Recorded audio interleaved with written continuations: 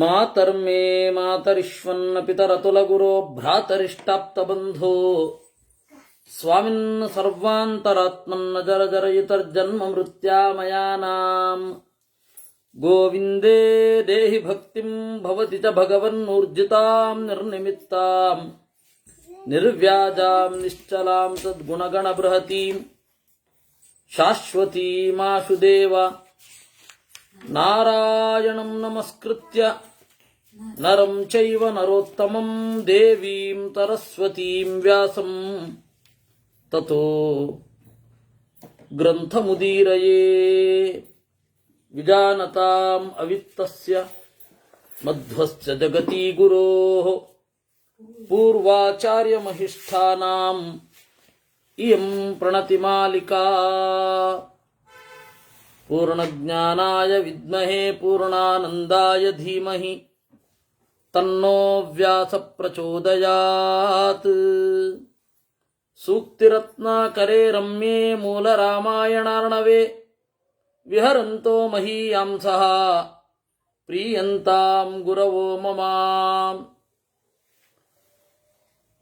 ವಾಲ್ಮೀಕಿರ್ಗೌಃ ಪುನೀಯಾನ್ನಃ ಮಹೀಧರಪದಾಶ್ರಯಾ ಯತ್ಕಾವ್ಯಮುಪಜೀವಂತಿ ಕವಯಸ್ತರಣಕಾ ಇವ. ಹೋದ ಬಾರಿ ನಾವು ನೋಡಿದ್ದೆವು ರಾವಣನ ಬ್ರಾಟಪ್ ಹೇಗಿತ್ತು, ರಾವಣನ ತಪಸ್ಸು ಹೇಗಿತ್ತು, ಏನು ಕೇಳಿದ, ಕುಂಭಕರ್ಣ ಎಲ್ಲಿ ಜಾರಿದ, ಇದೆಲ್ಲವೂ ಕೂಡ ನಮಗೆ ತಿಳಿದು ಬಂತು. ಆಮೇಲೆ ಮಾರೀಚ, ಪ್ರಹಸ್ತ, ವಿರೂಪಾಕ್ಷ, ಮಹೋದರ ಇವರೆಲ್ಲರೂ ಕೂಡ ಒಂದು ರೀತಿಯಿಂದ ರಾವಣನ ಸೋದರ ಮಾವಂದಿರು. ಅವರಿಗೆ ಇದ್ದ ಪ್ರೇರಣೆ ದೇವದ್ವೇಷ, ದೇವತೆಗಳ ಮೇಲೆ ಪ್ರತಿಸ್ಪರ್ಧೆಯಿಂದ ಅವರು ಬೆಳೆದದ್ದು. ಒಂದು ರೀತಿಯಲ್ಲಿ ಅವರು ಹುಟ್ಟೇ ಸಮ ಇಲ್ಲ. ಆ ಹುಟ್ಟಿದ್ದೇ ದ್ವೇಷಕ್ಕಾಗಿ. ಇವರಿಂದ ನಾವು ಲೋಕ ಕಲ್ಯಾಣವನ್ನು ನಿರೀಕ್ಷೆ ಮಾಡೋದಾದರೂ ಹೇಗೆ? ಬಂಡಾಯ ಸಾಹಿತ್ಯದ ಕಥೆಯೂ ಅದೇ. ಈಗಾಗಲೇ ಇರುವಂತಹ ಒಂದು ಎಸ್ಟಾಬ್ಲಿಷ್ಡ್ ಆಗಿರುವಂತಹ ಕಾನ್ಸೆಪ್ಟ್ಗೆ ಬಂಡಾಯ ಸಾಹಿತ್ಯ ಎದುರಾಗಿ ಬಂದದ್ದು. ಅದರಲ್ಲಿ ಅನೀತಿಯನ್ನೆಲ್ಲ ಸಮರ್ಥನೆ ಮಾಡಿಕೊಳ್ಳುವಂತಹ ಅಂಶ ಬಂದದ್ದು.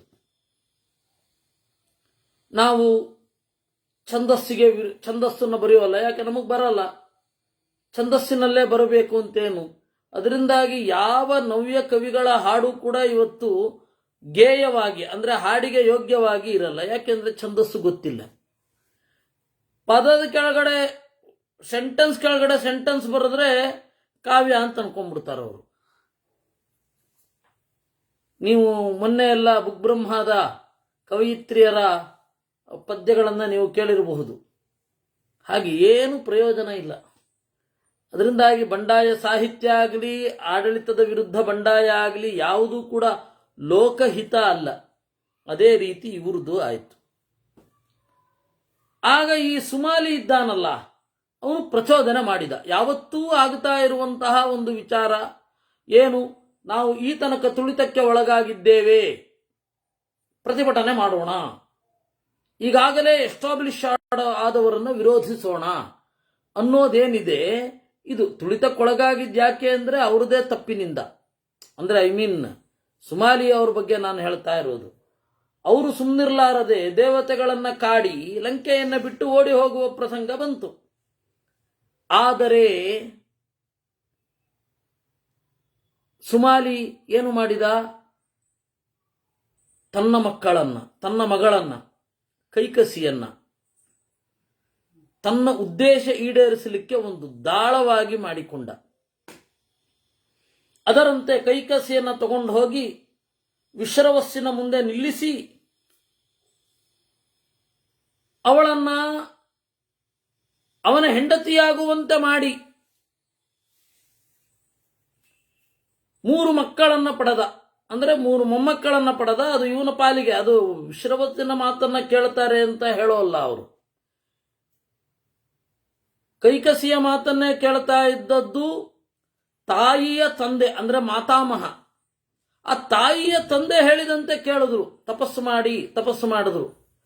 ಉದ್ಧಾರ ಅಂದ್ರೆ ಅದೇ ಸಮಾಜದಲ್ಲಿ ಒಂದು ಒಳ್ಳೆ ಬಲ, ಕೀರ್ತಿ, ಅವುಗಳನ್ನು ಅದನ್ನೆಲ್ಲ ಪಡೆದ ಮೇಲೆ ತಿದ್ದಿ ಒತ್ತಲಿಕ್ಕೆ ಶುರು ಮಾಡಿದೆ. ಇವತ್ತು ಅಷ್ಟೇ, ನೀವು ನವ್ಯ ಕಾವ್ಯ ಅಥವಾ ಬೇರೆ ಯಾವುದನ್ನೇ ನೋಡಿ, ಅವನು ಸಾಧನೆ ಮಾಡೋ ತನಕ ಸುಮ್ಮನೆ ಇರ್ತಾರೆ. ಸಾಧನೆ ಮಾಡಿದ ಅಂತಂದ್ರೆ ಬರ್ತಾರೆ, ನೀನು ನಮ್ಮಲ್ಲಿ ಮುಂದೆ ಬಂದಿದ್ದೀಯಾ, ಆದ್ದರಿಂದಾಗಿ ನಮ್ಮ ಆಸೆಗೆ ನೀನು ಧ್ವನಿಯಾಗಬೇಕು ಅಂತಾರೆ. ನಾವು ದಮನಿತರು, ನಮ್ಮ ಪರವಾಗಿ ನೀನು ನಿಲ್ಲಬೇಕು ಅಂತ ಅಂದ್ಬಿಡ್ತಾರೆ. ಅವನು IAS KAS ಪಾಸ್ ಮಾಡಿದ ಮೇಲೆ ನೀನು ನಮ್ಮ ಪರವಾಗಿ ನಿಲ್ಲಬೇಕು ಅಂತ ಒತ್ತಾಯ ಹಚ್ಚುತ್ತಾರೆ. ಇವತ್ತು ಆಗ್ತಾ ಇರುವಂತಹ ಘಟನೆ, ನಮ್ಮ ಜಾತಿಯ ಪರವಾಗಿ ನೀನು ನಿಲ್ಲಬೇಕು. ಅದಕ್ಕೇನು ಮಾಡಬೇಕು? ಬೇರೆಯವ್ರ ಮೇಲೆ ದ್ವೇಷ ಕಾರಬೇಕು, ನಮ್ಮ ಜಾತಿಯವರನ್ನ ಇನ್ಫ್ಲೂಯೆನ್ಸ್ ಅಲ್ಲಿ ಎಷ್ಟು ಸೇರಿಸ್ಲಿಕ್ಕಾಗತ್ತೋ ಅಷ್ಟು ಸೇರಿಸಬೇಕು. ಇದು ಉದ್ಧಾರದ ನೆಲೆ ಅಂತ. ಇದೇ ರೀತಿ ಇದಾಗಿದೆ. ಇದು ಇವತ್ತಲ್ಲ ಆಗ್ತಾ ಇರೋದು, ಅವತ್ತು ಅಷ್ಟೇ. ಸುಮಾಲಿ ಏನು ಮಾಡಿದ? ರಾವಣ ತಪಸ್ಸನ್ನ ಮಾಡಿ ಮುಂದೆ ಬರುವ ತನಕ ತಡೆದು, ರಾವಣ ತಪಸ್ಸು ಮಾಡಿ ಎತ್ತರಕ್ಕೆ ಏರಿದ ಮೇಲೆ ಬಂದು ಉಪದೇಶ ಮಾಡಿದನಂತೆ. ಏನು?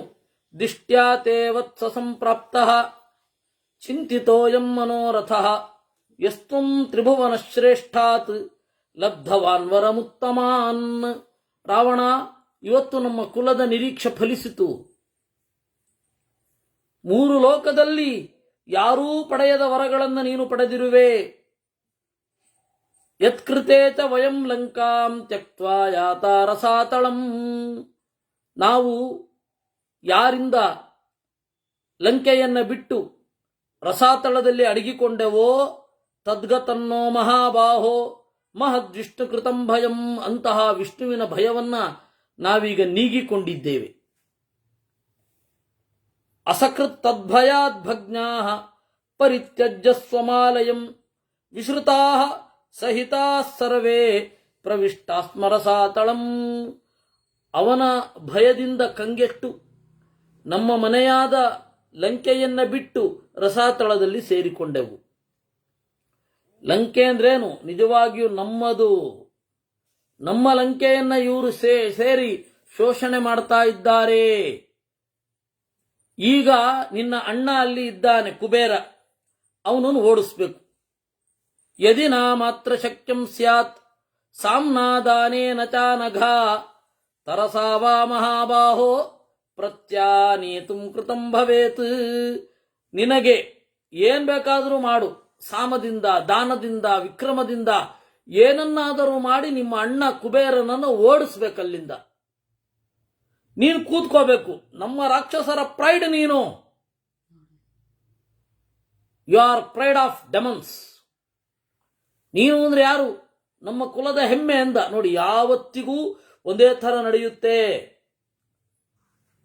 ಸ್ವಲ್ಪ ಬದಲಾಗ್ಬೋದಷ್ಟೇ, ಉಪಯೋಗಿಸುವ ವಸ್ತುಗಳು ಬದಲಾಗ್ಬೋದು, ಯಾವತ್ತಿದ್ರೂ ಒಂದೇ ಕಥೆ. ತ್ವಂಚಲಂಕೇಶ್ವರಸ್ತಾತ ಭವಿಷ್ಯತಿ ನ ಸಂಶಯ. ಹೋಗು, ನಿನಗೆ ವರ ಇದೆ, ಲಂಕೇಶ್ವರ ನೀನೇ ಆಗುತ್ತೀಯ. ನಿನ್ನಿಂದ ಮುಳುಗಿದ ರಾಕ್ಷಸ ವಂಶ ಮೇಲೇಳುವ ಹಾಗಾಯಿತು.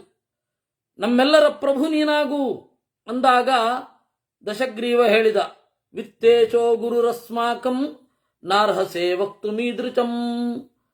ಅಜ್ಜ, ಕುಬೇರ ನಮ್ಮ ಅಣ್ಣ ಅಲ್ವೇ, ಅವನನ್ನು ಓಡಿಸಬಾರದಲ್ವೇ? ಹೀಗೆ ಇರುತ್ತೆ. ಕುಬೇರ ನಮ್ಮ ಅಣ್ಣ ಅಲ್ವೇ, ಓಡಿಸಬಾರದು ಅವನನ್ನ. ಸಾಮ್ನಾಹಿ ರಾಕ್ಷಸೇಂದ್ರೇಣ ಪ್ರತ್ಯಾಖ್ಯಾತೋ ಗರೀಯಸ ಕಿಂಚಿನ್ನಾಹ ತದಾ ರಕ್ಷೋ ಜ್ಞಾತ್ವಾ ತಸ್ಯ ಚಿಕೀರ್ಷಿತಂ. ಈ ರೀತಿಯಾಗಿ ಹೇಳಿದಾಗ ಈಗಲೇ ಏನು ಮಾಡೋದು ಬೇಡ ಅಂತ ಸುಮ್ಮನೆ ಆದ ಅಂತೆ ಅವನು. ಈಗಲೇ ಏನು ಮಾತನಾಡೋದು ಬೇಡ. ಯಾಕಂದ್ರೆ ಮೊದಲನೇ ಬಾರಿ ಹೇಳಿದ, ಹೋಗು, ನಿಮ್ಮ ಅಣ್ಣ ಕುಬೇರನನ್ನ ಎಳಿ, ನೀನು ಸಿಂಹಾಸನದ ಮೇಲೆ ಕೂಡು, ನೀನು ನಮ್ಮ ಕುಲದ ಹೆಮ್ಮೆ ಅಂತಂದ. ಕುಬೇರ ಇದು ರಾವಣ ಹೇಳಿದ, ಅವನು ನಮ್ಮ ಅಣ್ಣ, ಅವನನ್ನು ಕೆಳಗಡೆ ಇಳಿಯೋದು ಕೆಡವೋದು ಅದೆಲ್ಲ ಪ್ರಶ್ನೆಯೇ ಅಲ್ಲ, ಹೇಳಬೇಡಿ ಹೀಗೆ ಅಂತ ಸುಮ್ಮನಾಗ್ಬಿಟ್ಟ. ಯಾಕೆಂದ್ರೆ ಇನ್ನೂ ಕಬ್ಬಣ ಕಾದಿಲ್ಲ, ಕಾದ ಮೇಲೆ ಹೊಡಿಬೇಕು ಅಂತ ಸುಮ್ಮನಾಗ್ಬಿಟ್ಟ. ಒಂದು ಸ್ವಲ್ಪ ಹೊತ್ತು ಕಾಲ ಕಳೀತು. ಸೌಭ್ರಾತ್ರಂ ನಾಸ್ತಿ ಶೂರಾಣಾಂ ಶೃಣು ಚೇದಂ ವಚೋ ಮಮ ಅದಿತಿಶ್ಚೈವ ಭಗಿನ್ಯೌ ಸಹಿತೇ ಹಿತೇ ಭಾರ್ಯೆ ಪರಮರೂಪಿಣ್ಯೌ ಕಶ್ಯಪಸ್ಯ ಪ್ರಜಾಪತೇ. ಒಂದು ಸ್ವಲ್ಪ ದಿವಸ ಬಿಟ್ಟು ನೋಡು ರಾವಣ, ಪರಾಕ್ರಮ ಬಂತು ಅಂದ್ರೆ ಸೌಹಾರ್ದ ಯಾಕಿರುತ್ತೆ? ಇವಾಗ ನನಗೆ ನಿನ್ನನ್ನು ಮಣಿಸುವ ಸಾಮರ್ಥ್ಯ ಇಲ್ಲ ಅಂತ ಹೇಳಿ ಎಲ್ಲರೂ ಕೂಡ ಪ್ರೀತಿಸೋದು ಯಾಕೆ ಅಂದ್ರೆ ಅದೊಂದು ನಾಟಕ ಅಂತ ಅವನು ವ್ಯೂ. ಪ್ರೀತಿಸೋದಕ್ಕೆ ಸಹಜ ಕಾರಣಗಳು ಏನು? ನನ್ನಲ್ಲಿ ಆ ಬಲ ಇಲ್ಲದೆ ಇರೋದು, ನಿನ್ನನ್ನು ಮಣಿಸುವ ಬಲ ಇಲ್ಲದೆ ಇರೋದೇ ನಾನು ನಿನ್ನನ್ನು ಪ್ರೀತಿಸ್ಲಿಕ್ಕೆ ಕಾರಣ. ಅದರಿಂದಾಗಿ ಎಲ್ಲಿ ಪರಾಕ್ರಮ ಇರುತ್ತೋ ಅಲ್ಲಿ ಬಾಂಧವ್ಯದ ಬಗ್ಗೆ ತಲೆನೇ ಕೆಡಿಸ್ಕೊಳ್ಬಾರದು. ಸೌಭ್ರಾತ್ರಂ ನಾಸ್ತಿ ಶೂರಾಣಾಂ ಶೃಣು ಸತ್ಯಂ ವಚೋ ಮಮ. ನೋಡಪ್ಪ, ಅದಿತಿ ಮತ್ತು ದಿತಿ ಇಬ್ಬರಿದ್ದಾರೆ, ಹೌದಾ? ಅದಿತಿ ದಿತಿಯರು ಒಡನೇ ಹುಟ್ಟಿದ ಒಂದೇ ಒಡಲಲ್ಲಿ ಹುಟ್ಟಿದ. ಒಡ ಹುಟ್ಟಿದ ಅನ್ನೋದಕ್ಕೆ ಎರಡು, ಒಂದೇ ಒಡಲಲ್ಲಿ ಹುಟ್ಟಿದವರು, ಒಡ ಹುಟ್ಟಿದವರು, ಸಹೋದರರು ಅಂತೇವೆ. ಸಹೋದರ ಅಂದ್ರೇನು? ನಾನು ವಾತ ಮಾಡಿದ ಉದರ, ಅದರಲ್ಲಿಯೇ ಇವನು ವಾತ ಮಾಡಿದ್ದಾನೆ, ಸಹೋದರ. ಅದರಿಂದಾಗಿ ಸಮಗ್ರ ಹಿಂದೂ ಸಹೋದರರೇ ಅಂದ್ರೆ ಏನು ಅರ್ಥ ಆಗ್ಬೇಕು? ಬಾಂಧವರೇ ಅನ್ಬೇಕು. ಅಂದ್ರೆ ಈ ರೀತಿ ಅರ್ಥ ಮಾಡಬಹುದು. ಅವರಿಗೆ ಸ್ವಲ್ಪ ಭಾರತ ಮಾತೆಯ ಉದರದಲ್ಲಿ ಒಟ್ಟಿಗೆ ಹುಟ್ಟಿದವರು ಅಂತ. ಆದರೆ ಅದು ಅಷ್ಟೊಂದು ವ್ಯಾಪಕವಾದ ಅರ್ಥ, ಪರ್ಫೆಕ್ಟ್ ಆದ ಅರ್ಥ ಆಗಲ್ಲ. ಇರಲಿ, ಅದಕ್ಕೆ ಹಿಂದಿನವರು ಹಾಗೆ ಬಳಸಲಿಲ್ಲ. ಬಾಂಧವರು, ಬಂಧುಗಳು ಅಂತಷ್ಟೇ. ಬಂಧ ಅಂತಂದ್ರೆ ಅನುರಾಗ ಬಂಧನ, ಯಾರಿಗಿದೆಯೋ ಅವನು ಬಂಧು. ಪದಗಳನ್ನು ಎಷ್ಟು ಜೋಕೆಯಿಂದ ಬಳಸಬೇಕಾಗತ್ತೆ. ನಾವು ಯದ್ವಾ ತದ್ವಾ ಬಳಸ್ತಾ ಇದೀವಿ ನಾವಿವತ್ತು. ಇರ್ಲಿ, ಅವರಿಬ್ಬರಿದಾರಪ್ಪ, ಅದಿತಿ ಮತ್ತೆ ದಿತಿ. ಅದಿತಿ ದೇವತೆಗಳಿಗೆ ಜನ್ಮ ಕೊಟ್ಲು. ದಿತಿಸ್ತು ಅದನಯದ್ ದೈತ್ಯಾನ್, ಅದೇ ಕಶ್ಯಪನಿಂದ ದಿತಿ ಪಡೆದಳು ಮಕ್ಕಳನ್ನ, ಅವರಿಗೆ ದೈತ್ಯರು. ನೋಡಿ, ಅದಿತಿಯ ಮಕ್ಕಳು ಆದಿತ್ಯರು, ದಿತಿಯ ಮಕ್ಕಳು ದೈತ್ಯರು. ವಿಷ್ಣು ಏನು ಮಾಡಿದ? ಆ ದೈತ್ಯರನ್ನೆಲ್ಲ ಕೊಂದು, ಮೊದಲು ದೈತ್ಯರದ್ದೇ ಆಗಿತ್ತು. ದೈತ್ಯಾನಾಂ ಕೆಲ ಧರ್ಮಜ್ಞ ಪುರೀಯಂ ಸವನಾರ್ಣವಾ. ಈ ಇಡೀ ಜಗತ್ತು ಮೊದಲು ದೈತ್ಯರದ್ದಾಗಿತ್ತು. ಈಗ ಏನಾಗಿದೆ? ದೇವತೆಗಳದ್ದಾಗಿದೆ. ತಮ್ಮಂದಿರಾದ ದೇವತೆಗಳು, ಅಣ್ಣಂದಿರಾದ ದೈತ್ಯರನ್ನ ಸೋಲಿಸಿ ಓಡಿಸಿ ಪಡ್ಕೊಂಡ್ರು. ಸೌಹಾರ್ದನ ಇತ್ತು ಅಲ್ಲಿ. ಇತ್ತ ಸೌಹಾರ್ದ. ಪರಾಕ್ರಮ ಇದ್ದಲ್ಲಿ ಸೌಹಾರ್ದ ಇರೋದಿಲ್ಲ. ಇದು ಒಂದು ಪುಸ್ತಕವೂ ಆಗಿ ಬಂದಿದೆ, ಅಸುರ, ಎ ಫರ್ಗಾಟನ್ ಎಂಪೈರ್ ಅಂತ. ಯಾರೋ ಒಬ್ರು ಬರೆದಿದ್ದಾರೆ, ಪ್ರಾಯ ಮಣಿ ಬಹುಬಿಕ್ಕಿರಬೇಕು, ನನ್ನ ನೆನಪು ಕರೆಕ್ಟ್ ಆದರೆ ಇಂಗ್ಲಿಷಿನಲ್ಲಿ ಇರುವ ಈ ಹುಚ್ಚ ದೇವದತ್ತ ಪಟ್ಟನಾಯಕನು ಬರೆದಿರಬಹುದೇನೋ. ಮಣಿ ಭೌಮಿಕ್, ಇಬ್ಬರಲ್ಲಿ ಯಾರೊಬ್ರು, ನನ್ನ ನೆನಪು ಕರೆಕ್ಟ್ ಆಗಿದ್ರೆ. ಎ ಫರ್ಗಾಟನ್ ಎಂಪೈರ್, ಮರೆತು ಹೋದ ಸಾಮ್ರಾಜ್ಯ ಅಂತೆ ದೈತ್ಯರು ಅಂದ್ರೆ. ಅವ್ರ ಬಗ್ಗೆ ಬರೆದು ಬಹಳ ಸಿಂಪತಿಯಿಂದ ಬರೆದಿದ್ದಾನೆ. ಅವನ ಬಗ್ಗೆ ಅವನಿಗೆ ಸಿಂಪತಿ ಇರೋದು ಒಳ್ಳೇದೇ.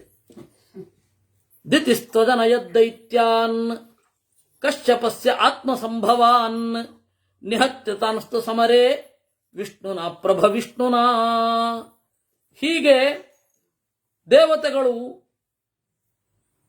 ನಮ್ಮಿಂದ ಹೊರಗಡೆಯವನಾದ ವಿಷ್ಣುವನ್ನ ಕರೆತಂದು ತಮ್ಮ ಮಧ್ಯೆ ಅಣ್ಣ ತಮ್ಮಂದಿರಲ್ಲಿ ಇರುವಂತಹ ಸಮಸ್ಯೆಯನ್ನು ದೊಡ್ಡದು ಮಾಡಿ ಬೇರೊಬ್ಬನನ್ನು ಬಳಸಿ ಹೊರಗಡೆ ಅವನನ್ನು ಕರೆದು ತನ್ನ ಅಣ್ಣಂದಿರನ್ನ ದೂರ ಮಾಡಿದ್ರು. ಏನ್ ಹೇಳ್ತಿ ಇದಕ್ಕೆ? ನಂಗೂ ವಾದ ಮಾಡ್ಲಿಕ್ಕೆ ಬರುತ್ತೆ ಅನ್ನೋದಕ್ಕೆ. ಸುರಾಸುರೈರಾಚರಿತಂ ತತ್ಕುರುಷ್ವವಚೋ ಮಮ ನೈತದೇಕೋ ಭವಾನೇವ ಕರಿಷ್ಯತಿ ವಿಪರ್ಯಯಂ. ಅದರಿಂದಾಗಿ ಅಯ್ಯೋ ಯಾರು ಮಾಡದ ತಪ್ಪನ್ನು ನಾನು ಮಾಡ್ತಾ ಇದ್ದೀನಿ ಅಂತ ಅನ್ಬೇಡ. ಅವರೆಲ್ಲ ಮಾಡ್ತಾ ಇರುವ ತಪ್ಪನ್ನೇ ನೀನು ಮಾಡಬೇಕು, ಯಾಕಂದ್ರೆ ಅದು ಸರಿಯಾಗಿರೋದ್ರಿಂದ. ಇದು ತಪ್ಪು ಅಂತ ಅನ್ಕೊಳ್ಬೇಡ. ಈ ರೀತಿಯಾಗಿ ಹೇಳಿದಾಗ ಸಂತೋಷ ಆಗೋಯ್ತಂತೆ. ಪ್ರಹೃಷ್ಟೇನ ಅಂತರಾತ್ಮನ ದಶಗ್ರೀವ. ಯಾಕೆಂದ್ರೆ ಅವನಿಗೆ ಇದ್ದದ್ದು ಒಂದು ಒಳ್ಳೆ ಸಮರ್ಥನೆ ಬೇಕಿತ್ತು. ಒಂದು ಒಳ್ಳೆ ಸಮರ್ಥನೆ ಕೊಟ್ಟರೆ ನಾನು ಮಾಡ್ಬಿಡ್ತೀನಿ ಅಂತ. If I am convinced I can do it, ಏನ್ ಬೇಕಾದ್ರೆ ಮಾಡಬಲ್ಲೆ ನಾನು. ಚಿಂತಯಿತ್ವಾ ಮುಹೂರ್ತಂ ವೈ ಬಾಢಮಿತ್ಯೇವತೋ ಬ್ರವೀತ್. ಒಂದು ಸ್ವಲ್ಪ ಹೊತ್ತು ಯೋಚನೆ ಮಾಡಿದ. ಯೋಚನೆ ಮಾಡಿದ ಕೂಡಲೇ ಆಯಿತು ಅಂತ ಅದೇ ಹರ್ಷದಿಂದ ಅದೇ ರಾತ್ರಿ ಸೀದಾ ಹೋಗಿ ತ್ರಿಕೂಟ ಪರ್ವತದಲ್ಲಿ ಇದ್ದ. ಯಾವ ತ್ರಿಕೂಟ ಪರ್ವತದಲ್ಲಿ ದೇವರು ಇದ್ದು ಆಮೇಲೆ ಲಂಕೆಯನ್ನ ಆಕ್ರಮಿಸಿದನೋ ಅದೇ ರೀತಿ ಅವನು ಕೂಡ ತ್ರಿಕೂಟ ಪರ್ವತದಲ್ಲಿ ಆ ರಾತ್ರಿ ಕಳೆದ. ದೇವರು ಆ ಅಶುದ್ಧಿಯನ್ನು ಪರಿಹಾರ ಮಾಡಿದ್ದು ಗೊತ್ತಾಯ್ತು ನಮಗೀಗ. ರಾಮ ಹೋಗಿ ಆ ತ್ರಿಕೂಟ ಪರ್ವತದಲ್ಲಿ ಒಂದು ರಾತ್ರಿ ಇದ್ದು ತನ್ನ ಸನ್ನಿಧಾನದಿಂದ ಈ ಕೊಳೆಯನ್ನು ನಿವಾರಿಸಿ ಆಮೇಲೆ ಲಂಕೆಯನ್ನ ಶುದ್ಧಗೊಳಿಸಲಿಕ್ಕೆ ಹೊರಟಿದ್ದು. ಆಮೇಲೆ ಪ್ರಹಸ್ತನನ್ನ ದೌತ್ಯಕ್ಕಾಗಿ ಕಳುಹಿಸಿದ. ಪ್ರಹಸ್ತ ಹೋದ. ಪ್ರಹಸ್ತನಿಗೆ ಹೇಳಿದ್ದ, ಹೋಗು ವಚಸ ಮಮ ವಿತ್ತೇಜಂ ಸಾಮಪೂರ್ವಮಿದಂ ವಚಃ. ಮೊದಲು ನಿಧಾನವಾಗಿ ಮಾತನಾಡು. ಇಯಂ ಲಂಕಾ ಪುರೀರಾಜನ್ ರಾಕ್ಷಸಾನಾಂ ಮಹಾತ್ಮನಾಂ ತ್ವಯಾ ನಿವೇಚಿತ. ಈ ಊರು ನಮ್ಮದು, ನೀನು ಅದನ್ನು ಅತಿಕ್ರಮಿಸಿದ್ದಿ. ನೈತದ್ಯುಕ್ತಂ ತವಾನಘ. ಇದು ನಿನಗೆ ಒಳಿತಲ್ಲ. ಅದರಿಂದ ನನಗೆ ನೀನು ನೀಡಿದರೆ ಕೃತಾ ಭವೇನ್ ಮಮ ಪ್ರೀತಿ, ನನಗೆ ಸಂತೋಷ ಆಗತ್ತೆ. ಧರ್ಮಶ್ಚೈವ ಅನುಪಾಲಿತ, ಧರ್ಮವನ್ನು ಪಾಲಿಸಿದಂತೆ ಆಗತ್ತೆ. ಸೀದಾ ಹೋದ. ಅಲ್ಲಿಗೆ ವಿತ್ತಪಾಲಮಿದಂ ವಚಃ. ವಿತ್ತಪಾಲ ಅಂದ್ರೆ ಕುಬೇರ. ಕುಬೇರನಿಗೆ ಹೇಳಿದ, ನಿನ್ನ ತಮ್ಮನಾದ ರಾವಣ ನನ್ನನ್ನು ಕಳುಹಿಸಿದ್ದಾನೆ. ರಾವಣ ಅಂತ ಇನ್ನೂ ಹೆಸರಿಲ್ಲ, ದಶಗ್ರೀವ ದಶಗ್ರೀವ ದಶಗ್ರೀವ ಅಂತಾನೆ ಕರೆಯೋದು.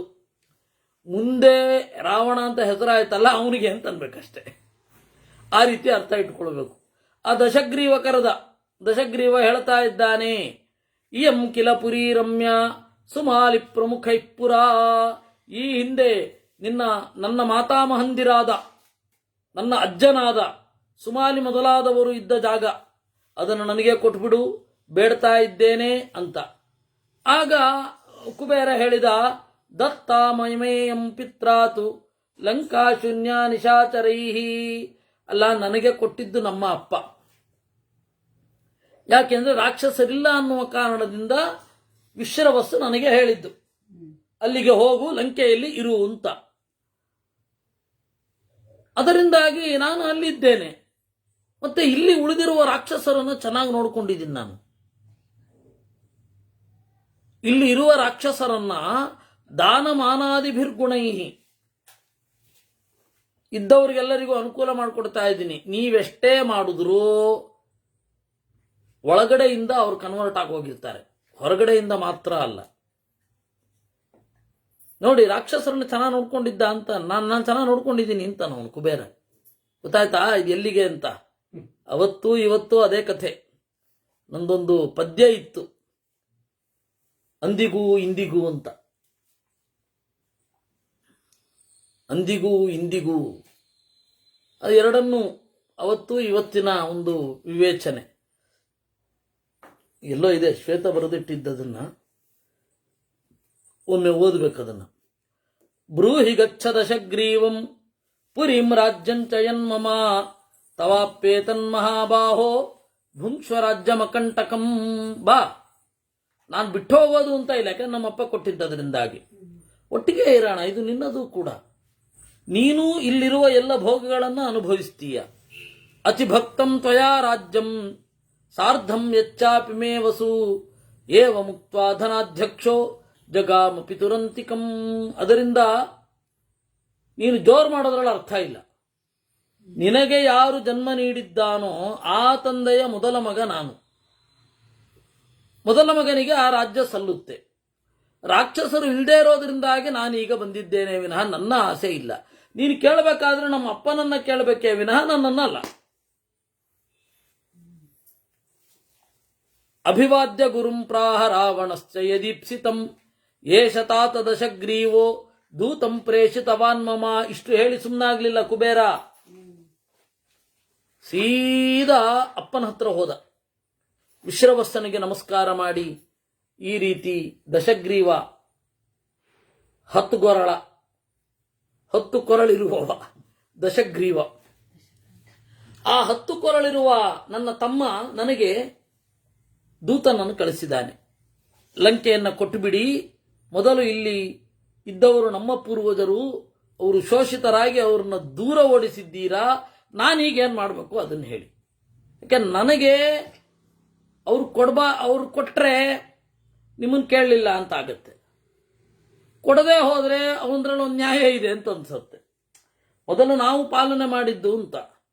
ಆದರೆ ಲೆಕ್ಕದ ಪ್ರಕಾರ ನೋಡಿದರೆ ಇವಾಗ ಸುಮಾಲಿಯ ಮಗಳು ವಿಶ್ರವಸ್ಸಿನ ಹೆಂಡತಿ. ಸೊ ವಿಶ್ರವಸ್ಸಿನ ಹೆಂಡತಿಯ ಸಂಬಂಧಿಕರದ್ದೆಲ್ಲ ಆಸ್ತಿ ಇವನು ನೋಡ್ಕೊಳ್ಬಹುದು. ಪ್ರಾವಿಷನ್ ಇದೆ. ವಿಶ್ರವಸ್ಸಿಗೆ 3 ಜನ ಮಕ್ಕಳು. ಆ ವಿಶ್ರವಸ್ಸಿನಿಗೆ ಸಮ್ಮತರಾಗೇನಿಲ್ಲ. ಆ ಹಿನ್ನೆಲೆಯಲ್ಲಿ ನೋಡಿದ್ರೆ ವಿಶ್ರವಸ್ಸಿಗೆ ಒಂದು ಅಧಿಕಾರ ಇದೆ. ಅವನು ಯಾರಿಗೆ ಬೇಕಾದ್ರೂ ಕೊಡಬಹುದು. ಅದರ ಪ್ರಕಾರ ಕೊಟ್ಟಿದ್ದಾನೆ. ಇಲ್ಲೊಂದು ತೊಡಕು ಇದೆ. ಅಂದ್ರೆ ಅವತ್ತಿನ ಕಾಲದ ಹಿನ್ನೆಲೆಯಲ್ಲಿ ಇಲ್ಲೊಂದು ಅವನಿಗೂ ಸಾಧ್ಯತೆ ಇದೆ. ಅದರಿಂದಾಗಿ ಸೀದಾ ಅವನ ಹತ್ರನೇ ಹೋಗಿ ಕೇಳ್ದ. ಬಿಡಲ್ಲ, ನಾನು ಅದನ್ನು ನೋಡಲ್ಲ ಅಂತಂದ್ರೆ ಒಂದು ತಪ್ಪು. ತಂದೆಯ ಆದೇಶವನ್ನು ಧಿಕ್ಕರಿಸಿದಂತೆ ಆಯಿತು. ನೋಡ್ತೀನಿ ಅಂತಂದ್ರೆ ಇವನ್ ಪಾಯಿಂಟು ಕರೆಕ್ಟ್ ಇದೆ. ರಾವಣನದ್ದು ನಾವು ಮೊದಲು ವಾಸ ಮಾಡಿದ್ವಿ ಕಣ್ರಿ, ನೀವೇನು ಬಂದು ನಮ್ಮನ್ನು ಆಕ್ರಮಿಸೋದು, ನಮ್ಮನ್ನು ದೂರ ತಳ್ಳಿ ನೀವಲ್ಲಿದ್ದೀರಾ ಅಂತಾನೆ. ಎಂತ ಮಾಡೋದು? ಅದಕ್ಕೆ ಏನ್ ಮಾಡಬೇಕು ನೀವೇ ಹೇಳಿ. ಸಕ್ರೋಧೇನ ಮಯಾ ಚೋಕ್ತೋ ಧ್ವಂಸಸೇಚ ಪುನಃ ಪುನಃ. ಫಸ್ಟ್ ಸಾಮದಿಂದ ಹೇಳಬೇಕಿತ್ತು. ಅವನು ಬಂದು ಕೂಡಲೇ ಹಾಳಾಗೋಗ್ತಿ ಅಂತ ಹೇಳಿ ಮತ್ತೆ ಮತ್ತೆ ಮತ್ತೆ ಮತ್ತೆ ಒತ್ತಿ ಹೇಳಿದ. ಅದರಿಂದ ಏನ್ ಮಾಡಬೇಕು? ಶ್ರೇಯೋಭಿಯುಕ್ತಂ ಧರ್ಮ್ಯಂಚ ಶೃಣು ಪುತ್ರವಚೋ ಮಮ. ಆಗ ನಿರೂಪಣೆ ಮಾಡಿದ. ಅವನು ನನ್ನ ಹತ್ರನೂ ಬಂದಿದ್ದ ಅಂತಾರೆ ವಿಶ್ರವಸ್ ಋಷಿಗಳು. ತಂದೆ ಅನ್ನುವ ಗೌರವವೇ ಇಲ್ಲದೆ ನಡೆದುಕೊಂಡ. ಮಯಾ ನಿರ್ಭರ್ಸಿತಶ್ಚಾಸೀತ್ ಬಹುಶೋಕ್ತ ಸುದುರ್ಮತಿ. ನಾನು ಅವನನ್ನು ಬೈದಿದ್ದೇನೆ, ಹಂಗೆ ಕೇಳಬೇಡ, ಸಾಮದಿಂದ ಕೇಳು. ಶಾಪ ಹಾಕಿದ್ದೇನೆ, ನೀನು ನಿನ್ನ ಅಣ್ಣನನ್ನ ಅನ್ಯಾಯದಿಂದ ಕೇಳಿದರೆ ನೀನಿವಾಗ ಅವನ ಜೊತೆಗೆ ಹೋಗಿ ಭೋಗವನ್ನು ಅನುಭವಿಸ್ಲಿಕ್ಕೆ ಯಾವತ್ತೂ ಬೇಡ ಅನ್ನಲ್ಲ. ರಾಕ್ಷಸರಿಗೆ ಯಾವುದೇ ರೀತಿ ಅನ್ಯಾಯ ಮಾಡಿಲ್ಲ. ಲಂಕೆಯಲ್ಲಿ ರಾಜರಿಲ್ಲ ಅಷ್ಟೇ, ರಾಕ್ಷಸ ಪ್ರಜೆಗಳಿದ್ದಾರೆ. ಅವರನ್ನ ಚೆನ್ನಾಗಿ ನೋಡಿಕೊಂಡಿದ್ದಾನೆ. ನೀವು ಹೋದ್ರೆ ಅವನು ಆನಂದ ಪಡ್ತಾನೆ, ನಿಮಗೂ ಸಮಾನವಾದ ಭೋಗಗಳನ್ನು ನೀಡುತ್ತಾನೆ. ಆದರೆ ಕುಬೇರನನ್ನ ತಳ್ಳೋದು ಅನ್ನೋದು ತಪ್ಪು. ಕುಬೇರನನ್ನ ಕತ್ತಿಡಿದು ಆಚೆಗೆ ದಬ್ಬಿ ಬಿಡಬೇಕು ಅನ್ನೋದು ಯಾವ ರೀತಿಯಲ್ಲೂ ತಪ್ಪಲ್ಲ. ನಾನು ಹೇಳದೆ ಬಹಳ. ನವೇತ್ತಿ ಮಮ ಶಾಪಾಚ್ಚ ಪ್ರಕೃತಿಂ ದಾರುಣಾಂ ಗತಃ.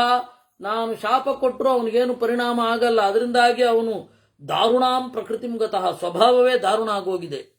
ಅದರಿಂದಾಗಿ ಯಾಕಪ್ಪ ಜಗಳ? ಚಿಕ್ಕವರು ಗಲಾಟೆ ಮಾಡ್ತಾ ಇರ್ತಾರೆ, ದೊಡ್ಡವರು ಜಾಗ ಬಿಟ್ಬಿಡೋದು ಕ್ಷೇಮ. ನಾವಿವತ್ತೆಲ್ಲ ಮಕ್ಕಳಿಗೆ ಹೇಳುವ ಹಾಗೇನೆ ಅಲ್ಲಿಗೂ ಹೇಳಿದ್ದು, ಈ ಚಿಕ್ಕವ್ರು ಬಿಟ್ಬಿಡ್ರು, ಚಿಕ್ಕ ಮಕ್ಕಳಪ್ಪ, ನೀನು ಕೈಲಾಸ ಕೊಟ್ಟೋಗು ಅಂತ ಹೇಳಿದ.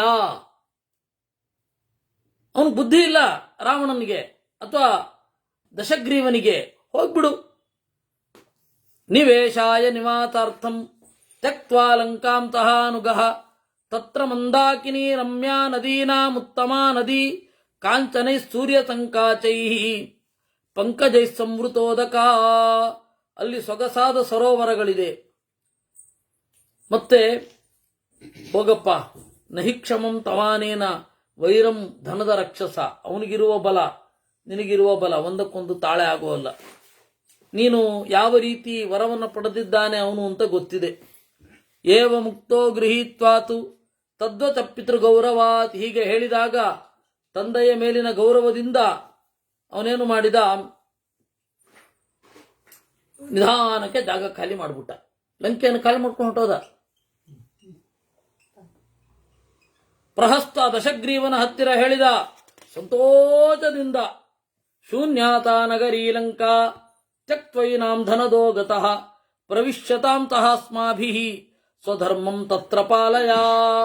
ದೊರೆ, ನಿನ್ನ ಅಣ್ಣ ಕುಬೇರ ಎಲ್ಲಿ ಓಡಿ ಹೋದ್ನೋ ಓಡಿ ಹೊಟ್ಟೋಗಿದ್ದಾನೆ, ಯಾವ ತೊಂದರೆಯೂ ಇಲ್ಲ, ನೀನು ಹೋಗಿ ಮತ್ತೆ ಲಂಕೆಯನ್ನ ಪಾಲಿಸಬಹುದು ಅಂತ ಆ ರೀತಿ ಹೇಳಿದಾಗ ಇವನು ಸಂತೋಷದಿಂದ ಲಂಕೆಯನ್ನ ಆಳ್ಲಿಕ್ಕೆ ಶುರು ಮಾಡಿದ.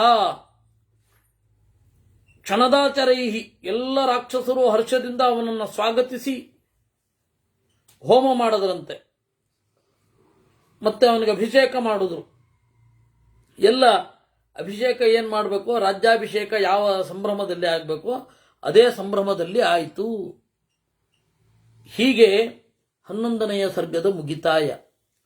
ರಾಕ್ಷಸೇಂದ್ರೋಭಿಚಿಕ್ತಸ್ತು ಭ್ರಾತೃಭಿಸ್ಸಹಿತಸ್ತದಾ ತತ ಪ್ರಧಾನಂ ರಾಕ್ಷಸ್ಯಾಹ ಭಗಿನ್ಯಾ ಸಮಚಿಂತಯತ್.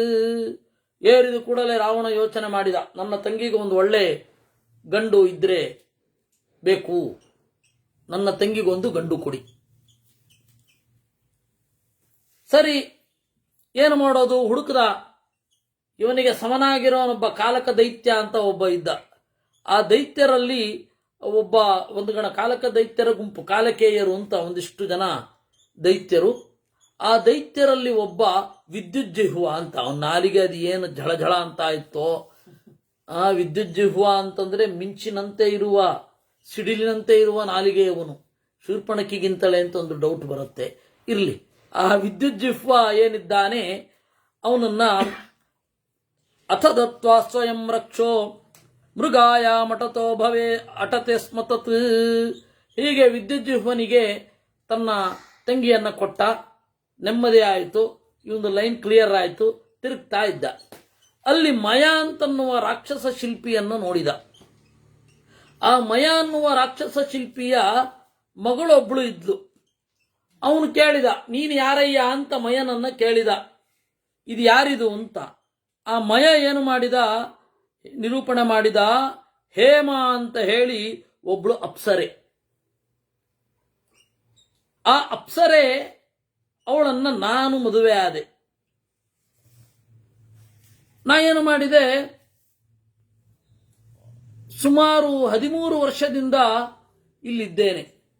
ಆ 13 ವರ್ಷದಲ್ಲಿ ನಾನೇನು ಮಾಡಿದೆ, ಚಂದದ ಗುಹೆಯನ್ನು ನಿರ್ಮಾಣ ಮಾಡಿದೆ. ಅವಾಗ ಹನುಮಂತ ಬಂದು ಇಲ್ಲೇ ಇದ್ದದ್ದು, ಹೇಮ ಅಂತ. ಆಮೇಲೆ ಅಲ್ಲಿ ವಾಸ ಮಾಡಿದೆ. ಅವಳೇನ್ ಮಾಡಿದ್ಲು, ನನ್ನನ್ನು ಬಿಟ್ಟು ಹೊರಟು ಹೋದ್ಲು. ಅಪ್ಸರೆ, ನೀರಿನಂತೆ ಹರಿಯುವವಳು, ನನ್ನನ್ನು ಬಿಟ್ಟು ಹೋದ್ಲು. ಹೋಗುವಾಗ ಕೈಗೊಂದು ಮಗು ಕೊಟ್ಲು. ಆ ಮಗುನೇ ಈ ಹುಡುಗಿ. ಇಯಂ ಮಮಾತ್ಮಜಾ ರಾಜನ್ ತಸ್ಯಾ ಕುಕ್ಷೌ ವಿವರ್ಧಿತಾ ಭರ್ತಾರ ಮನಯಾತಾರ್ಧಮಸ್ಯ ಪ್ರಾಪ್ತೋಸ್ಮಿ ಮಾರ್ಗಿತುಂ. ಈಗ ಇವಳನ್ನ ಇಟ್ಟುಕೊಂಡು ಇವಳ ಗಂಡನಿಗಾಗಿ ಕಾಯ್ತಾ ಇದ್ದೇನೆ. ಇವಳನ್ನ ಯಾವುದಾದ್ರೂ ಗಂಡಿಗೆ ಮದುವೆ ಮಾಡಿಕೊಟ್ರೆ ನನ್ನ ಹೊಣೆ ತೀರತ್ತೆ, ಮತ್ತೆ ನಾನು ಎಲ್ಲರೂ ತಿರುಗಾಡ್ಕೊಂಡಿರ್ಬೋದು ಅಂತ. ಕನ್ಯಾ ಪಿತೃತ್ವಂ ದುಃಖಂ ಹಿ ಸರ್ವೇಷಾಂ ಮಾನಕಾಂಕ್ಷಿಣಾಂ. ಕನ್ಯಾ ಪಿತೃತ್ವ ಅಂತನ್ನೋದು ಬಹಳ ಕಷ್ಟ, ಬೇರೆಯವರಿಗೆ ಹಣೆ ಮಣಿಯಬೇಕಾಗತ್ತೆ. ಯೋಗ್ಯರಿಗೆ ಕೊಡಬೇಕು. ಯೋಗ್ಯರಿಗೆ ಕೊಟ್ಟಾಗ ಬೇರೆಯವ್ರಿಗೆ ಯೋಗ್ಯನಾಗಿದ್ರು ನನ್ನ ಮಗಳಿಗೆ ಯೋಗ್ಯನಾಗಿದ್ದಾನೋ ಇಲ್ವೋ ಅಂತ ಆತಂಕ ಕಾಡತ್ತೆ. ಅದರಿಂದಾಗಿ ಈ ಕನ್ಯಾಪಿತೃತ್ವ ಅನ್ನೋದು ಬಹಳ ಕಷ್ಟ. ಕನ್ಯಾ ಹಿ ದ್ವೇ ಕುಲೇ ನಿತ್ಯಂ ಸಂಶಯೇ ಸ್ಥಾಪ್ಯ ತಿಷ್ಠತಿ ಪುತ್ರದ್ವಯಂ ಮಮಾಪ್ಯಸ್ಯಾಂ ಭಾರ್ಯಾಯಾಂ ಸಂಬಭೂವಃ. ಈ ಹುಡುಗಿ ಮಾತ್ರ ಅಲ್ಲ, ಯಾಕಂದ್ರೆ ಒಬ್ಬ ಕನ್ಯೆಯಲ್ಲಿ ಎರಡು ಕುಲವೂ ಕೂಡ ಆಶ್ರಯಿಸಿಕೊಂಡಿರುತ್ತೆ.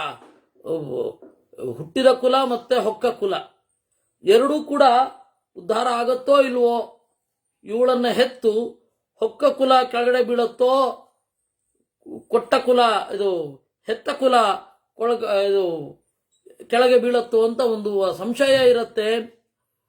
ಅದರಿಂದಾಗಿ ಕನ್ಯಾಪಿತೃತ್ವ ಅನ್ನೋದು ಭಾರಿ ಕಷ್ಟ ಅಂತ ಹೇಳ್ತಾ ಇರುವಾಗ ಆಮೇಲೆ ಹೇಳಿದ, ಆಮೇಲೆ ನನ್ನ ಇಬ್ಬರು ಗಂಡ್ಮಕ್ಳು ಇದ್ದಾರೆ, ಇವಳು ತಮ್ಮಂದರು. ಒಬ್ಬನ ಹೆಸರು ಮಾಯಾವಿ ಅಂತ, ಇನ್ನೊಬ್ಬನ ಹೆಸರು ದುಂದುಭಿ ಅಂತ. ಅವರಿಬ್ರು ಅಲ್ಲೇ ಎಲ್ಲೋ ಓಡಾಡ್ಕೊಂಡಿದ್ದಾರೆ. ತಮಾಷೆ ಅಂದ್ರೆ ಇವರಿಬ್ರು ವಾಲಿಯಿಂದ ಸತ್ರು. ಇವನ ಗೆಳೆಯ ಅಂದ್ರೆ ರಾವಣನ ಗೆಳೆಯ ವಾಲಿಯಿಂದ ಇವನ ಇಬ್ಬರು ಭಾವಂದಿರು ಸತ್ರು. ಪುತ್ರದ್ವಯಂ ಮಮಾಪ್ಯಸ್ಯಾಂ ಮಾಯಾವಿ. ಇದು ಇಷ್ಟು ಹೇಳಿದ್ದೀನಿ.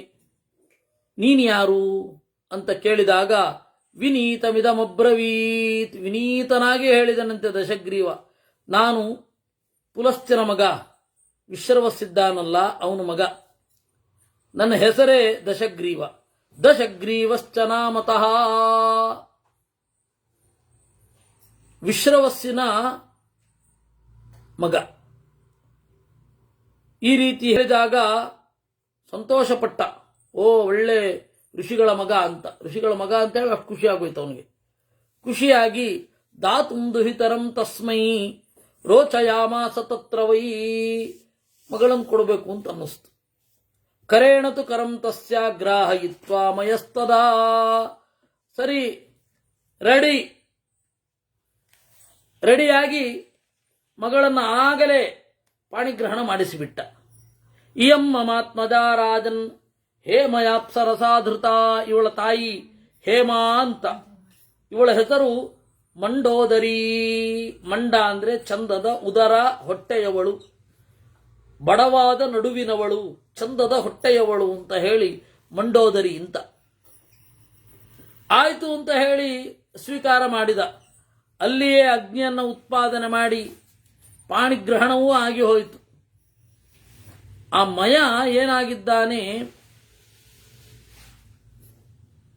ಸತಸ್ಯ ಹಿ ಮಯೋನ ರಾಮ ಶಾಪಾಭಿಜ್ಞಸ್ತಪೋಧನಾತ್ ವಿದಿತ್ವಾ ತೇನ ಸಾದತ್ತ ತಸ್ಯ ಪೈತಾಮಹಂ ಕುಲಂ ಅಮೋಘಾಂ ತಸ್ಯ ಶಕ್ತಿಂ ಚ ಪ್ರದದೌ ಪರಮಾದ್ಭುತಾಂ. ಗೊತ್ತಾಯ್ತು, ಇವ್ರ ಅಪ್ಪನ ಹತ್ರನೇ ಇವ್ ನೆಟ್ಗಿಲ್ಲ ಅಂತ ಗೊತ್ತಾಗೋಯ್ತು ಅವನಿಗೆ, ಮಯನಿಗೆ. ಇವ್ರ ಅಪ್ಪನ ಹತ್ರನೇ ಶಾಪ ಪಡೆದಿದ್ದಾನೆ, ಇರ್ಲಿ ಏನ್ ಮಾಡೋದು, ನನ್ನ ಮಗಳಿಗೆ ಇವನು ತಕ್ಕ ವರ ಅಂತ ಹೇಳಿ ಒಂದು ಶಕ್ತಿಯನ್ನು ಕೊಟ್ಟ. ಆ ಶಕ್ತಿಯನ್ನೇ ಲಕ್ಷ್ಮಣನ ಮೇಲೆ ಎಸೆದದ್ದು. ಮಯಾಯ ದತ್ತಾಂ ಕಮಲೋದ್ಭವೇನ ಅಂತ ಆಚಾರ್ಯರು ಹೇಳಿದ್ರು. ಅಂದ್ರೆ ಒಂದು ವಾಕ್ಯದಲ್ಲಿ ಎಂತಹ ಅವರಿಗೆ ಎಲ್ಲದರ ಉಪಸ್ಥಿತಿ. ಆಮೇಲೆ ಅದರಿಂದಲೇ ಲಕ್ಷ್ಮಣನನ್ನ ಹೊಡೆದದ್ದು ಅಂತ ಇವರು ಹೇಳ್ತಾರೆ. ಪರೇಣ ತಪಸಾ ಲಬ್ಧಾನ್ ಜಗ್ನಿಮಾನ್ ಲಕ್ಷ್ಮಣಂ ಯಯ. ಈ ರೀತಿಯಾಗಿ ಲಂಕೇಶ ಏನಿದ್ದಾನೆ ಮದುವೆ ಮಾಡಿಕೊಂಡು ಬಂದ. ಆಮೇಲೆ ಬರಬೇಕಾದ್ರೆ ಇನ್ನೊಬ್ಬಳನ್ನು ಕರ್ಕೊಂಡು ಬಂದ. ವಜ್ರಜ್ವಾಲೆ ತಿನಾಮತಃ. ವಜ್ರಜ್ವಾಲ ಅಂತ ಅವಳು ಸೂರ್ಯನ ಮಗಳು, ಅವಳನ್ನ ಕರ್ಕೊಂಡು ಬಂದ. ಆಮೇಲೆ ವಿದ್ಯುಜ್ಜುಹುವ ಅಂತ ಹೇಳಿ ಒಬ್ಳು ಹುಡುಗಿ ಇದ್ಲು, ಶೈಲೂಷ ಅನ್ನುವ ಗಂಧರ್ವನ ಮಗಳು, ಅವಳನ್ನು ಕುಂಭಕರ್ಣನಿಗೆ ಕೊಟ್ಟ. ಆಮೇಲೆ ಸರಮಾಂ ನಾಮ ಧರ್ಮಜ್ಞಾಂ ಲೇಭೆ ಭಾರ್ಯಾಂ ವಿಭೀಷಣಃ. ಸರಮ ಅಂತ, ಆ ಸರಮ ಏನಿದ್ದಾಳೆ ಅವಳು ಮಾನಸ ಸರೋವರದ ಮಗಳು, ಮಾನಸ ಸರೋವರದ ಅಭಿಮಾನಿ, ಅವನ ಮಗಳು ಸರಮ ಅಂತ. ಆ ಸರಮೆಯನ್ನ ಇವನು ಮದುವೆ ಆದ. ಯಾರು?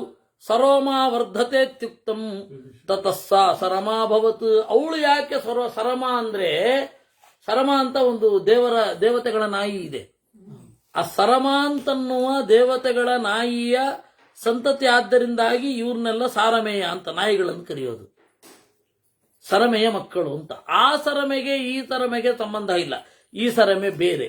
ಯಾಕೆ ಅಂದ್ರೆ ಸರೋವರಕ್ಕಿಂತ ಹೆಚ್ಚು ಬೆಳಿಬೇಡ ಮಗಳೇ ಎಂದಂತೆ ಅಪ್ಪ, ಸರಮ ಆಗೋದು ಉಮಾ ಇದ್ದ ಹಾಗೆ. ಸರೋಮಾ ವರ್ಧತೆತ್ಯುಕ್ತಂ ತತಸ್ಸ ಸರಮಾಭವತ್. ಹೀಗೆ ಅವರವರಿಗೆ ಯೋಗ್ಯರಾದ ಮಕ್ಕಳನ್ನ ಪಡೆದು, ಹೆಂಡತಿಯರನ್ನ ಪಡೆದು ಸುಖವಾಗಿದ್ರು. ಆಗ ಒಂದು ಮಗು ಹುಟ್ಟಿತು ದಶಗ್ರೀವನಿಗೆ, 10 ತಲೆಯವನಿಗೆ.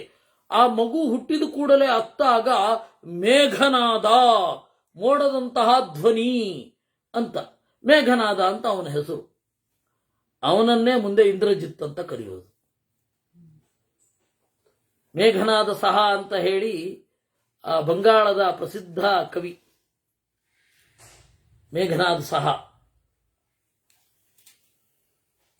ಸ್ವಾಂ ಸ್ವಾಂ ಭಾರ್ಯಾಂ ಉಪಾದಾಯ ಜಾತ ಮಾತ್ರೇಣ ಹಿ ಪುರಾ ತೇನ ರಾವಣತೂನುನಾ ರುದತಾ ಸುಮಹಾನ್ ಮುಕ್ತೋ ನಾದೋ ಜಲಧರೋಪಮಃ. ಯಾಕೆಂದ್ರೆ ಆ ಮಗು ಹುಟ್ಟಿದ ಕೂಡಲೇ ಅತ್ತಾಗ ಮೋಡ ಗುಡುಗಿದ ಸದ್ದಾಯ್ತಂತೆ, ಹೀಗಾಗಿ ಮೇಘನಾದ ಅಂತ. ಗೂಗಲ್ ಎಲ್ಲ ಹುಡುಕ್ತಾ ಕೂಡ್ಲಿಲ್ಲ. ಪಿತಾ ತಸ್ಯ ಕರೋನ್ನಾಮ, ರಾವಣ ಅಂತಃಪುರದಲ್ಲಿ ಬೆಳೆದ ಅಂತನ್ನುವಲ್ಲಿಗೆ 12ನೇ ಅಧ್ಯಾಯ ಆಯಿತು.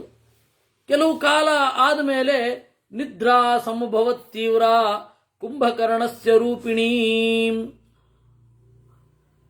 ನಿದ್ರೆ ಬಂದು ಕುಂಭಕರ್ಣನಿಗೆ ಅಂಟಿಕೊಂಡಳು. ಆಗ ಕುಂಭಕರ್ಣ ಹೇಳಿದ, ಓ ದೊರೆ, ನನಗೆ ಬಹಳ ನಿದ್ರೆ ಬರ್ತಾ ಇದೆ, ಒಂದು ದೊಡ್ಡ ಮನೆ ಕಟ್ಟಿಸು ಅಂದ.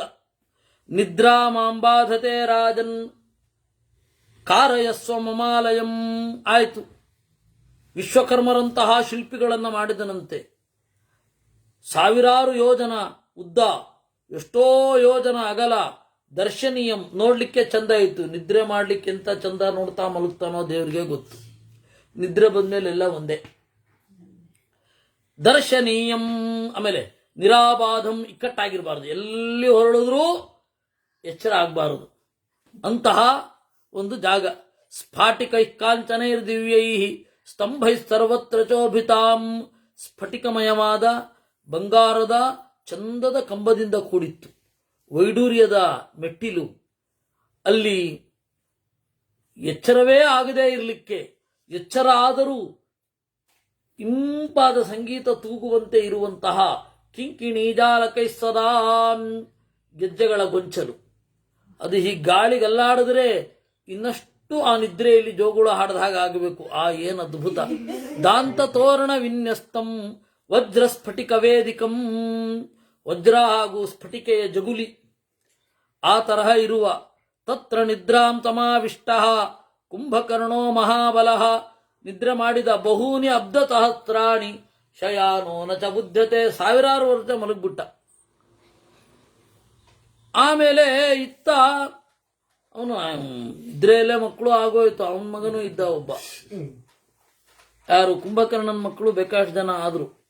ಇವನಿತ್ತ ಹೋದ ಎಲ್ಲರನ್ನ ಕಾಡುವುದು. ನದೀಂ ಗಜ ಇವ ಕ್ರೀಡನ್ ವೃಕ್ಷಾನ್ ವಾಯುರಿವ ಕ್ಷಿಪನ್, ನದಿಯ ಒಳಗಡೆ ಆಡುವ ಆನೆ ತಾವರೆಗಳನ್ನು ಕಿತ್ತೆಸೆದು ನದಿಯನ್ನು ಉಲ್ಲೋಲ ಕಲ್ಲೋಲಗೊಳಿಸುವ ಹಾಗೆ, ಅಲ್ಲೋಲ ಕಲ್ಲೋಲ ಅಲ್ಲ, ಉಲ್ಲೋಲ ಕಲ್ಲೋಲಗೊಳಿಸುವ ಹಾಗೆ ರಾವಣ 3 ಲೋಕವನ್ನ ಅಲುಗಾಡಿಸಿದ. ನಗಾನ್ ವಜ್ರ ಇವೋತ್ಸೃಷ್ಟೋ ವಿಧ್ವಂಸಯತಿ ರಾಕ್ಷಸಃ. ಇದು ಗೊತ್ತಾಯಿತು ಅವನಿಗೆ. ಅಣ್ಣ ಕುಬೇರ ಹಿತವನ್ನ ಹೇಳಬೇಕು ತಮ್ಮನಿಗೆ. ಅಯ್ಯೋ, ನನ್ನ ಕರ್ತವ್ಯ ಅಲ್ವೇ? ಸೌಭ್ರಾತ್ರದರ್ಶನಾರ್ಥಂ ಹಿ ದೂತಂ ವೈಶ್ರವಣಸ್ತದಾ. ಸೌಭ್ರಾತ್ರ, ನಾನು ಒಳ್ಳೆ ಅಣ್ಣನಾಗಿ ಒಳ್ಳೆ ಕೆಲಸ ಮಾಡಬೇಕು ಅಂತ ಹೇಳಿ ಒಬ್ಬ ದೂತನನ್ನು ಕಳುಹಿಸಿದ. ಲಂಕೆಗೆ ಕಳುಹಿಸಿ ಅವನು ಲಂಕೆಯಲ್ಲಿ ಬಂದು ಎಲ್ಲ ಯಾಕೆ ಬಂದದ್ದು ಅಂತ ಕೇಳಿದ. ಸನ್ಮಾನ ಮಾಡಿದ ಚೆನ್ನಾಗಿ. ಯಾಕೆ ಬಂದದ್ದು ಅಂತ ಕೇಳಿದ. ಆಮೇಲೆ ವಿಭೀಷಣ ಸನ್ಮಾನ ಮಾಡಿ ಆದಮೇಲೆ ಅವನು ಕೂತ. ಭಾರೀ ಟಿವಿಯಿಂದ ಕೂತಿದ್ದಾನೆ. ರಾಜನ್ವದಾಮಿ ತೇ ಸರ್ವಂ ಭ್ರಾತಾ ತವ ಯದಬ್ರವೀತ್. ದೊರೆ, ನಿಮ್ಮ ಅಣ್ಣ ಏನು ಹೇಳಿದನೋ ಅವನಿಗೆ ಅಪಾಯದ ಮುನ್ಸೂಚನೆ ಆಯಿತು ಅಂತ ಕಾಣುತ್ತೆ. ನಿಮ್ಮ ಅಣ್ಣ ಏನು ಹೇಳಿದನೋ ಅದನ್ನು ಒಪ್ಪಿಸ್ತಾ ಇದ್ದೀನಿ ಅಂತ. ಈ ಇಂಡಿಯಾ ಪಾಕಿಸ್ತಾನ ಸೋತ್ರೆ ಕೆಲವೊಬ್ಬರು ಸಿಟ್ಟು ತಡಿಲಾಗದೆ ಟಿವಿಯನ್ನು ಒಡೆದವರಿದ್ದಾರೆ. ಹಾಗೆ ಅದೇನು ತಪ್ಪು ಮಾಡಿದ, ಹಾಗೆ ಈ ದೂತ ವಿಷಯ ಹೇಳೋನಷ್ಟೆ ಹೀಗೆ ಅಂತ. ಉಭಯೋ ಸದೃಶಂ ವೀರ ವೃತ್ತಶ್ಚ ಚ ಕುಲಶ್ಚ ಚ ಸಾಧು ಪರ್ಯಾಪ್ತಮೇ ತಾವತ್ ಕೃತ್ಯಶ್ಚಾರಿತ್ರ ಸಂಗ್ರಹ. ನೋಡು, ಕ್ಯಾರೆಕ್ಟರ್ನ ಒಳ್ಳೇದಾಗಿ ಬೆಳೆಸ್ಕೋಬೇಕಪ್ಪ. ನಿಮ್ಮಣ್ಣ ಹೇಳಿದ್ದು ಒಳ್ಳೆ ಕ್ಯಾರೆಕ್ಟರ್ ಇರಬೇಕು. ಸಾಧು ಧರ್ಮೇ ವ್ಯವಸ್ಥಾನಂ ಕ್ರಿಯತಾಂ ಯದಿ ಶಕ್ಯತೆ. ಸಾಧ್ಯವಾದಷ್ಟು ಒಳ್ಳೆ ಧರ್ಮದಲ್ಲಿ ಇರಬೇಕಪ್ಪ. ನಾನು ನಂದನವನ್ನು ನೋಡಿದೆ. ಒಂದು ಕಾಲದಲ್ಲಿ ಎಷ್ಟು ಚಂದದ ಉದ್ಯಾನ, ಹಾಳು ಮಾಡಿಬಿಟ್ಟಿದಿ, ಅದನ್ನ ಋಷಿಗಳನ್ನ ಕೊಂದಾಕ್ಬಿಟ್ಟಿದಿ. ದೇವತೆಗಳ ಕುರಿತು ನೀನು ಕಾರ್ತಾ ಇರುವ ದ್ವೇಷ ನನಗೆ ಗೊತ್ತಾಗಿದೆ. ನಿರಾಕೃತಶ್ಚ ಭವತಃ ತ್ವಯಾಹಂ ರಾಕ್ಷಸಾಧಿಪ. ನನ್ನನ್ನಂತೂ ಅಣ್ಣನಾದರೂ ಕೂಡ ಕಾಸಿಗೆ ಬೆಲೆ ಇಲ್ಲದಂತೆ ನಡೆಸಿಕೊಂಡೆ. ಸಾಪರಾಧೋಪಿ ಬಾಲೋಹಿ ರಕ್ಷಿತವ್ಯ ಸ್ವಬಾಂಧವೈ. ನಮ್ಮ ಮಕ್ಕಳು ನಮ್ಮ ತಮ್ಮಂದಿರು ತಪ್ಪು ಮಾಡಿದ್ರೆ ನಾವು ತಾನೇ ಬುದ್ಧಿವಾದ ಹೇಳಬೇಕು, ಬೇರೆ ಯಾರು ಬುದ್ಧಿವಾದ ಹೇಳಬೇಕು? ಹೀಗೆ ಮಾಡಬೇಡ ಅಂತ. ನಾನು ಜಪ ಮಾಡಲಿಕ್ಕೆ ಅಂತ ಹೇಳಿ ಹಿಮವತ್ ಪರ್ವತಕ್ಕೆ ಹೋಗಿದ್ದೆ. ನೋಡು, ಅಲ್ಲಿ ಚಾರಿತ್ರ್ಯ ಒಳ್ಳೇದಿರಬೇಕು ಅನ್ನೋದಕ್ಕೆ ನಾನು ಹೇಳಿದ್ದು. ನಾನು ಜಪ ಮಾಡಲಿಕ್ಕೆ ಅಂತ ಹೋಗಿದ್ದೆ. ಪಾರ್ವತಿಯ ಹತ್ತಿರ ಅವಳು ಚಂದವನ್ನ ನೋಡಿದೆ ನಾನು. ಓಹ್, ಸೊಗಸಾದ ಹೆಣ್ಣು ಅಂತ ಅನ್ಕೊಂಡ್ಬಿಟ್ಟೆ. ಸದಾಶಿವನ ಉಗ್ರವಾದ ಕಣ್ಣು ಬಿತ್ತು. ನೋಡು, ಈ ಕಣ್ಣು ಪಿಂಗ ಆಗಿ ಹೋಗಿದೆ. ಈ ಕಣ್ಣಿನ ಬಣ್ಣವೇ ಬೇರೆ, ಬೂದು ಬಣ್ಣದ್ದಾಗಿದೆ. ಅದರಿಂದಾಗಿ ನನಗೆ ಪಿಂಗಾಕ್ಷ ಅಂತ ಕರೀತಾರೆ. ದೇವ್ಯಾ ದಿವ್ಯ ಪ್ರಭಾವೇಣ ದಗ್ಧಂ ಸವ್ಯಂ ಮಮೇಕ್ಷಣಂ ರೇಣುಧ್ವಸ್ತಮಿವ ಜ್ಯೋತಿ ಪಿಂಗಲತ್ವಮುಪಾಗತಂ. ಆಮೇಲೆ ಈ ಅನ್ಯಾಯದಿಂದಾಗಿ ನನ್ನ ಕಣ್ಣು ಬೂದಾಯ್ತಲ್ಲ, ಬೂದುಗಣ್ಣಿನವನಾದೇ. ಕುಬೇರನಿಗೆ ಒಂದು ಹೆಸರು ಪಿಂಗಾಕ್ಷ ಅಂತ ಅವನ ಕಥೆ ಹೇಳ್ತಾ ಇರೋದು. ಅದರಿಂದಾಗಿ ನಾನು ನನ್ನ ತಪ್ಪನ್ನು ತಿದ್ದಿಕೊಂಡು ಸಾವಿರಾರು ವರ್ಷಗಳ ಕಾಲ ತಪಸ್ಸು ಮಾಡಿದೆ, ನನ್ನ ತಪ್ಪನ್ನು ಕ್ಷಮಿಸುವಂತ ಪಾರ್ವತಿಯನ್ನ ಕುರಿತು. ಸದಾಶಿವ ಹಾಗೂ ಪಾರ್ವತಿಯರು ಬಂದು ಪ್ರೀತಿಯಿಂದ, ಆಯ್ತಪ್ಪ, ನೀನು ಮಾಡಿದ್ದನ್ನ ನಾನು ಸ್ವೀಕಾರ ಮಾಡಿದ್ದೇನೆ, ನಿನ್ನನ್ನು ಕ್ಷಮಿಸ್ತೇನೆ. ತತ್ಸಖಿತ್ವಂ ಮಯಾ ಸೌಮ್ಯ ರೋಚಯಸ್ವ ಧನೇಶ್ವರ. ನಾನು ನಿನ್ ಗೆಳೆಯ ಅಂತಂದ. ನಾನು ಮಾಡಿದ್ದು ತಪ್ಪು, ಆದರೆ ನಾನದನ್ನು ತಿದ್ದುಕೊಂಡೆ. ಬೇರೆಯವರ ಹೆಂಡಿರನ್ನ, ವಿಶೇಷತಃ ಲೋಕಪಾಲಕನಾದ ದೇವೋತ್ತಮನಾದ ಶಿವನ ಹೆಂಡತಿಯನ್ನ, ಓಹ್ ಸೌಂದರ್ಯದ ಗಣಿ, ಚೆನ್ನಾಗಿದ್ದಾಳೆ ಅಂತ ಅಂದುಕೊಂಡದ್ದಕ್ಕೆ ನೋಡು, ಒಂದು ಕಣ್ಣು ಹೀಗಾಯ್ತು. ಅದರಿಂದಾಗಿ ಏನು ಹೇಳ್ತೇನೆ ಅಂತಂದ್ರೆ, ಕ್ಯಾರೆಕ್ಟರ್ ಬಹಳ ಇಂಪಾರ್ಟೆಂಟ್ ಅಪ್ಪ. ನಾನು ಪಶ್ಚಾತ್ತಾಪ ಪಟ್ಟೆ. ಅದಕ್ಕೆ ನನಗೆ ಇವತ್ತು ಶಂಕರನ ಮೈತ್ರಿ, ಸದಾಶಿವನ ಮೈತ್ರಿ ಸಿಕ್ಕಿದೆ. ನನಗೆ ಏಕಾಕ್ಷಿ ಪಿಂಗಲಿ ಅಂತ ನನ್ನ ಹೆಸರಾಗೋಗಿದೆ.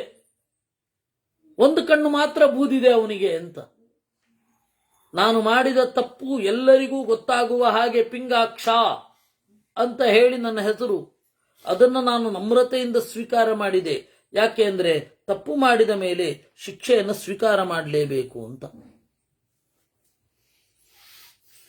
ಅದರಿಂದ ನನ್ನ ತಮ್ಮನಾಗಿ ನಿನಗೂ ಅದನ್ನೇ ಹೇಳ್ತಾ ಇದ್ದೀನಿ, ಒಂದು ಒಳ್ಳೆ ಕ್ಯಾರೆಕ್ಟರ್ ಇಟ್ಕೊಳ್ಳಪ್ಪ.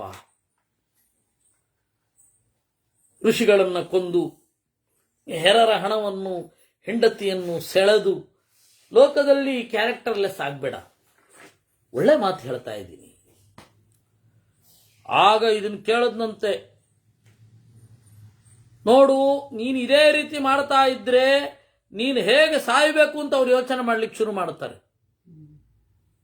ವಿಜ್ಞಾತಂ ತೇ ಮಯಾ ದೂತ ವಾಕ್ಯಂ ಯತ್ವಂ ಪ್ರಭಾತತೆ. ಇದನ್ನ ಕೇಳಿದ ಕೂಡಲೇ ಹಸ್ತಾನ್ ದಂತಾಂಶ್ಚ ನಿಷ್ಪಿಷ್ಯ, ಕಾಟ ಕಾಟ ಅಂತ ಸೌಂಡ್ ಬಂತತ್ತೆ. ಯಾವುದು? ಹಲ್ಲಿನದ್ದು. ಹಸ್ತಾನ್ ದಂತಾಂಶ್ಚ ನಿಷ್ಪಿಷ್ಯ, ಕೈಗಳಿಂದ ಕೈಗಳನ್ನು ಹೊಸೆದುಕೊಂಡನಂತೆ. ಹಿತಂ ನೈತ ಮಮೈ ತದ್ಧಿ ಬ್ರವೀಷಿ ಧನರಕ್ಷಕ, ನೈವ ತ್ವಮಸಿ ನೈವಾತೌ ಭ್ರಾತ ಏನಾತಿ ಚೋದಿತ. ಯಾರೋ ನೀನು ನನಗೇನೋ ಆಗಬೇಕು,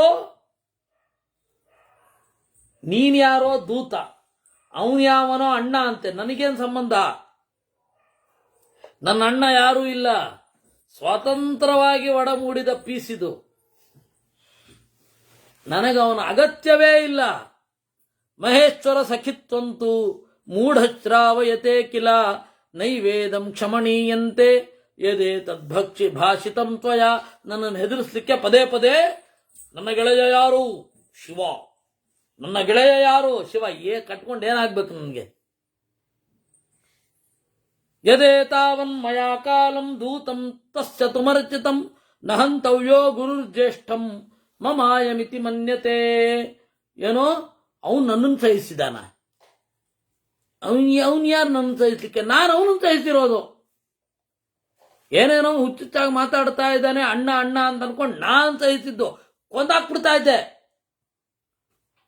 ತಸ್ಯ ತ್ವಿದಾನೀಂ ಶ್ರುತ್ವಾವೇ ವಾಕ್ಯಮೇಚಾ ಕೃತಾಮತಿ, ತ್ರೀನ್ ಲೋಕಾನಪಿ ಜೇಷ್ಯಾಮಿ ಬಾಹುವೀರ್ಯ ಮುಪಾಶ್ರಿತ. ಏನ್ ಅನ್ಕೊಂಡಿದಿ ಅಂತ ಹೇಳಿ ತನ್ನ ತೋಳುಗಳನ್ನು ನೋಡಿಕೊಳ್ತಾ ಕತ್ತಿ ತಂದು ಕಾಚಕ್ ಅಂತ ಅವನ ತಲೆಯನ್ನು ಕತ್ತರಿಸ್ಬಿಟ್ಟ. ದದೌ ಭಕ್ಷಯಿತುಂ ಹೇನಂ ರಾಕ್ಷಸಾನಾಂ ದುರಾತ್ಮನ. ಬನ್ನಿ ತಿನ್ನಿ, ಈ ಪ್ರಾಣಿನ ರುಚಿಯಾಗಿರ್ಬೋದು ಅಂದ. ತತಕೃತ ಸ್ವಸ್ಥಯನೋ ರಥಮಾರುಷ್ಯ ರಾವಣ, ತ್ರೈಲೋಕ್ಯ ವಿಜಯಾಕಾಂಕ್ಷಿ ಜಯೌ ಯತ್ರ ಧನೇಶ್ವರ. ಹೀಗೆ ನುಡಿದು ಇನ್ನು ಎಲ್ಲರನ್ನ ಮಣಿಸೋಣ ಅಂತ ವ್ರತವಂ ತೊಟ್ಟು, ನೋಂಪಿಯಂ ತೊಟ್ಟು, ಅಚ್ಚ ಕನ್ನಡದಲ್ಲಿ ನೋಂಪಿ ಅಂದ್ರೆ ವ್ರತ. ವ್ರತ ಇಟ್ಟುಕೊಂಡು ಕುಬೇರನಿಗೆ ಕೊಂದೇ ಬಿಡಬೇಕು ಅಂತ ಹೇಳಿ, ಯಾಕಂದ್ರೆ ಅವ್ನಿಗೆ ತಿಳಿಸೋರು ಯಾರೂ ಇಲ್ವಲ್ಲ, ದೂತ ಇದ್ದ, ಅವನು ನಾನೇ ಕತ್ತರಿಸ್ಬಿಟ್ಟಿದ್ದೀನಿ, ಮತ್ತೆ ನಾನೇ ನೇರವಾಗಿ ಹೇಳ್ಬೇಕು ಅವನಿಗೆ ಅಂತ ರಥವನ್ನ ಏರಿ ಹೊರಟ ಅನ್ನುವಲ್ಲಿಗೆ 13ನೆಯ ಸರ್ಗ ಮುಗೀತು. ಉಳಿದದ್ದನ್ನ ನಾವು ನಾಳೆ ನೋಡೋಣ. ಕೃಷ್ಣಾರ್ಪಣಮಸ್ತು.